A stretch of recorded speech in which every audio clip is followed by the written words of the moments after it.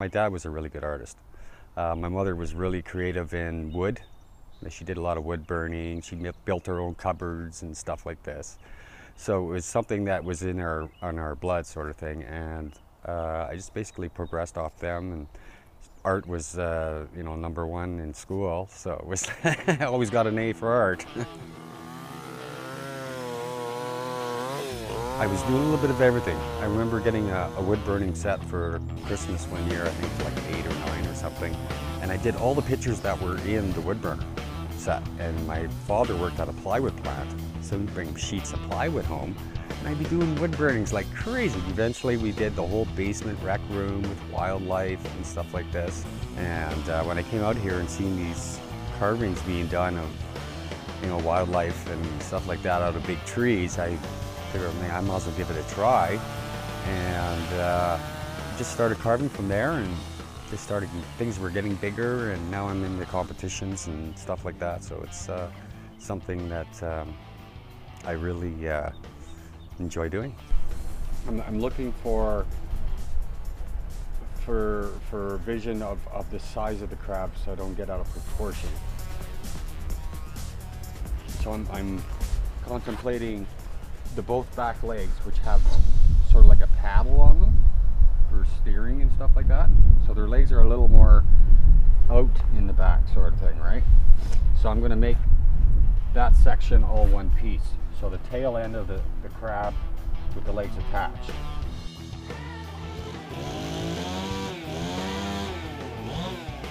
I've got to create, I don't know, I'd say at least 100 a year, 100 or so a year of carvings.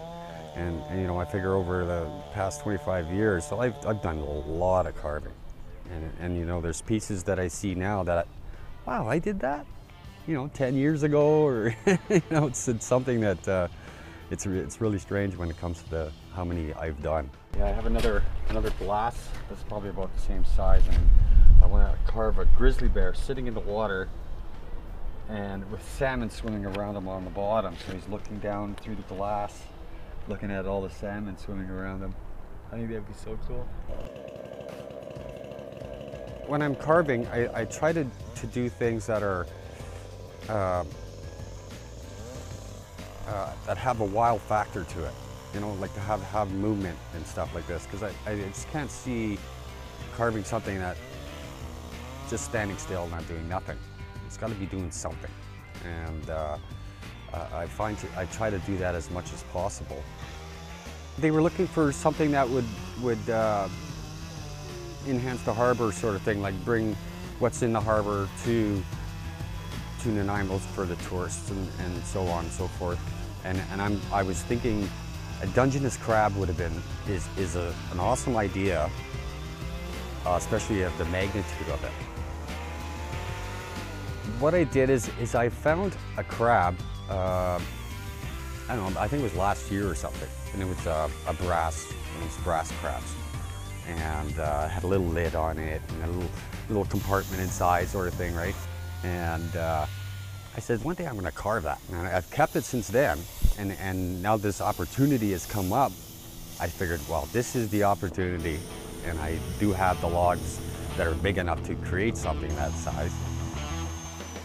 There's a few spots on that Dungeness crab where you'll be able to lay back and enjoy the sun, and there's kids will love it too, because they'll be able to crawl through the legs and on their backs and stuff like that. So it's going to be really strong and sturdy. It'll be like a big kid's play toy.